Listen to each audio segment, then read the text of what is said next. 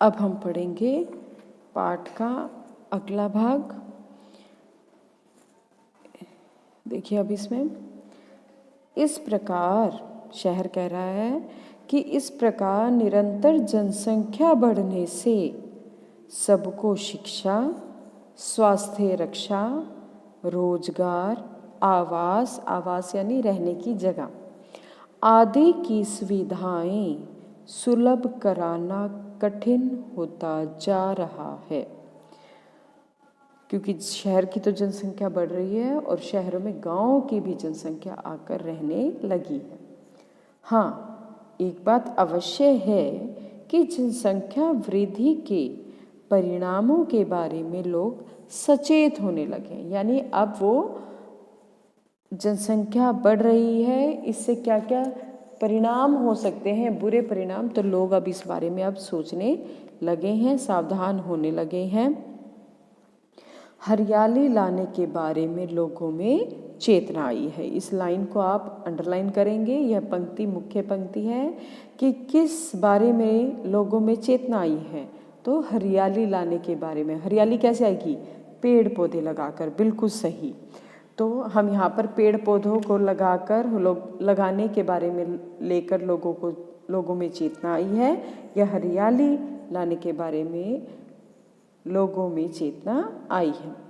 गांव और शहर दोनों क्षेत्रों में सामाजिक, वानिकी यानी वन की, और वृक्षारोपण होता है वृक्षों को लगाना, उनका रोपण करना, उन्हें लगाना का कार्यक्रम चलाकर हरियाली बढ़ाने के प्रयास किए जा रहे हैं। यह एक शुभ लक्षण है, यानी यह एक अच्छी बात है।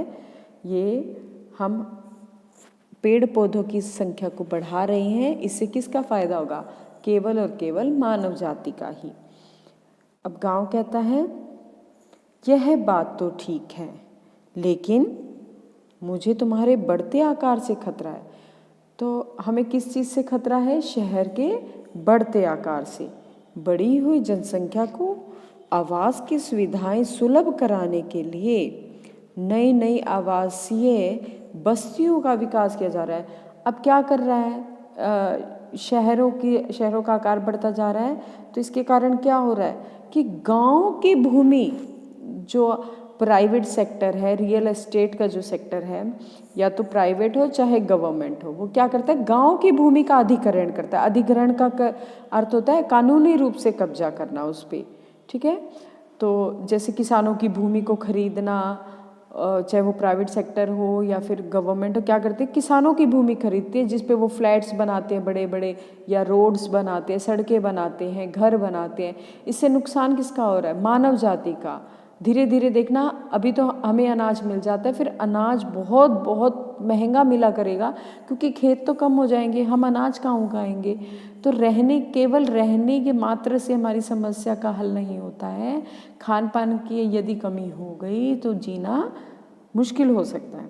तो देखिए अब आगे, इसके लिए पास पड़ोस के गांवों की खेती की भूमि का अधिग्रहण किया जा रहा है। समझ गए? अब आप खेतों का अधिग्रहण किया जा रहा है। पहले तो क्या हुआ? पहले वन कट गए, फिर चरागाह भी समाप्त हो गया, अब तो खेत भी समाप्त हो रहे हैं।